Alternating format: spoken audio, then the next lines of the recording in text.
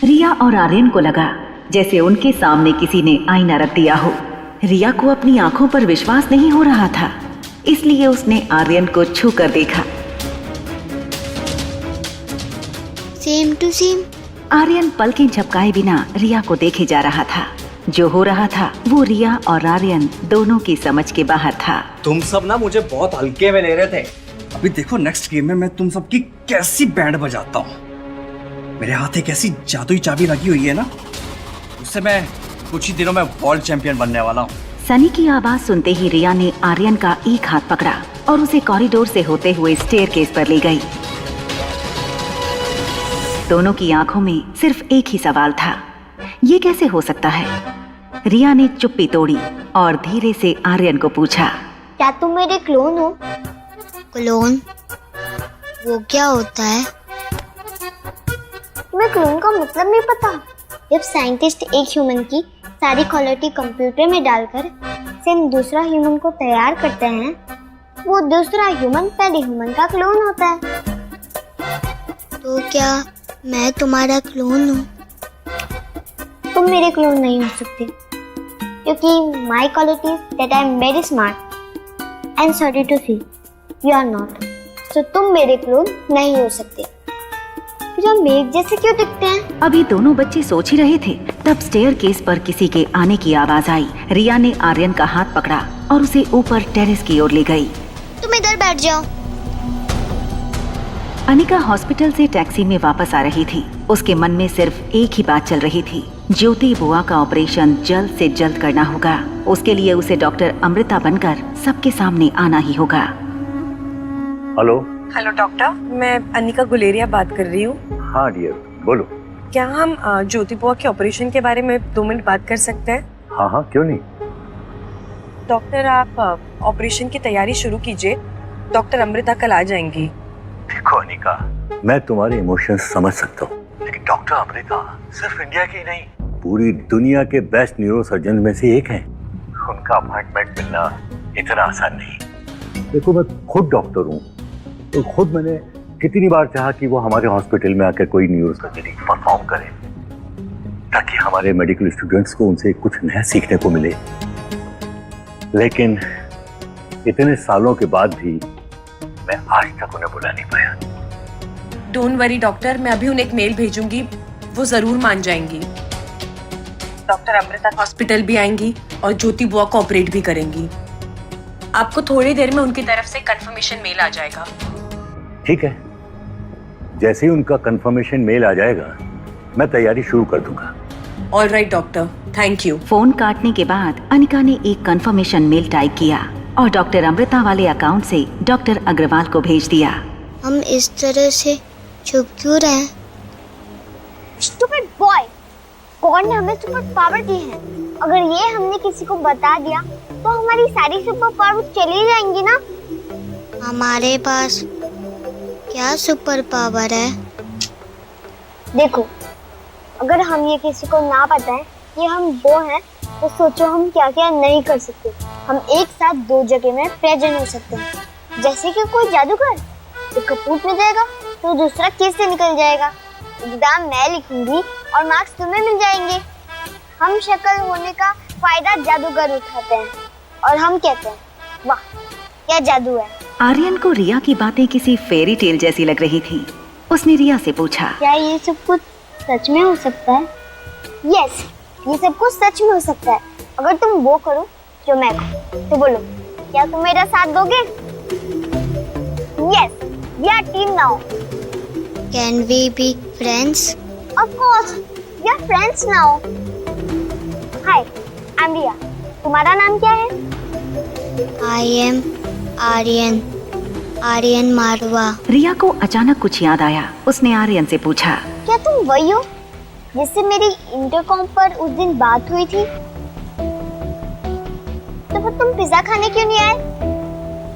वो मैं आ रहा था, मगर रास्ते में मुझे पहली बार मेरी मॉम मिली, तो मैं उनके साथ पिज्जा खाने चला गया। क्या बात कर रहे हो? उस दिन तो मेरे भी डैड मुझे पहली बार मिले थे।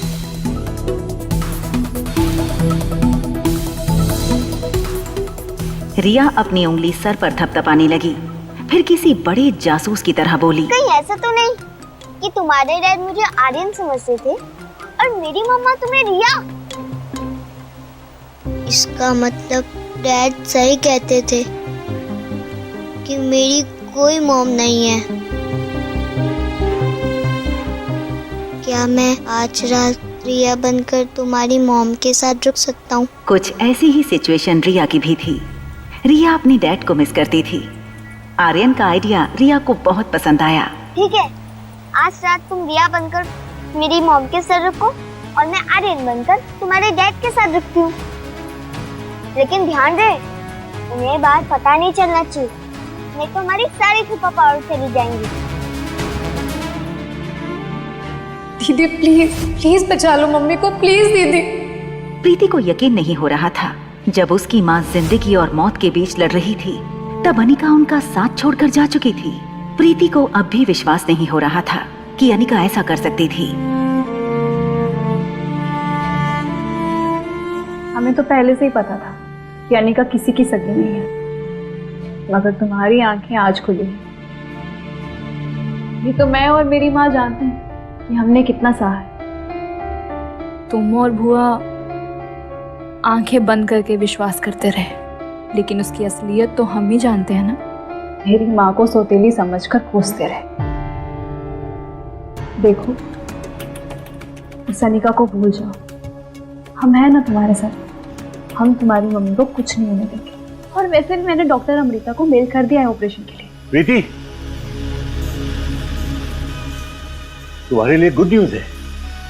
डॉक्टर अमृता तुम्हारी मदर का ऑपरेशन करने के लिए मान गई और वो कल तुम्हारी मदर का ऑपरेशन करने वाली हैं। और उन्होंने तो मुझे एक कंफर्मेशन का ईमेल भी भेज दिया है। कामिनी और मनीषा एक दूसरे को देखने लगे। उन्हें यकीन नहीं हो रहा था कि आखिर डॉक्टर अमृता ज्योति बुआ का ऑपरेशन करने के लिए मान कैसे गई। थैंक गॉड, इतनी मेल्स करने के बाद फाइनली उन्होंने पॉजिटिव रिस्पांस दिया। कामिनी की बात सुनकर डॉक्टर अग्रवाल कंफ्यूज हो गए।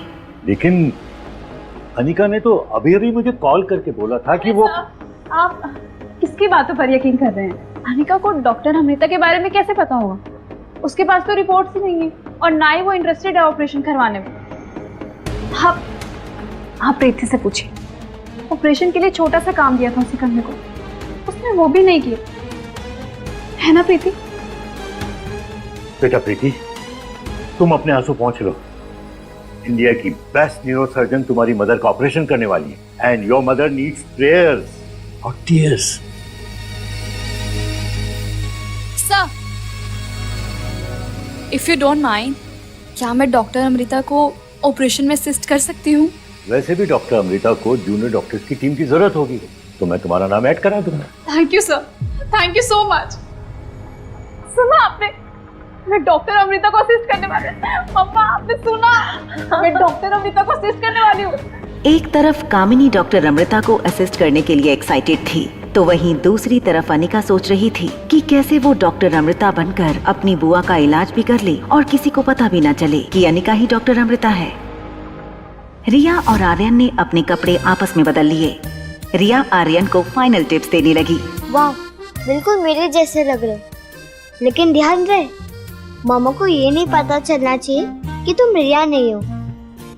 अगर कोई भी कंफ्यूजन हो तो टैबलेट में गेम खेल लेना और मामा को कहना कि मेरी इम्पोर्टेंट गेम चल रही है, बाद में बात करेंगे। और हाँ, अगर कोई भी गड़बड़ हो तो मुझे फोन कर लेना, ओके? मैं फोन कैसे करूँगा? मेरे पास तो फोन ही नहीं है। ओहो, इतने बड़े हो गए और तुम्हारे पास फोन ही नहीं है। एनीवे, तुम मेरा फोन यूज कर लो, आई विल मैनेज इट। चले? रुको,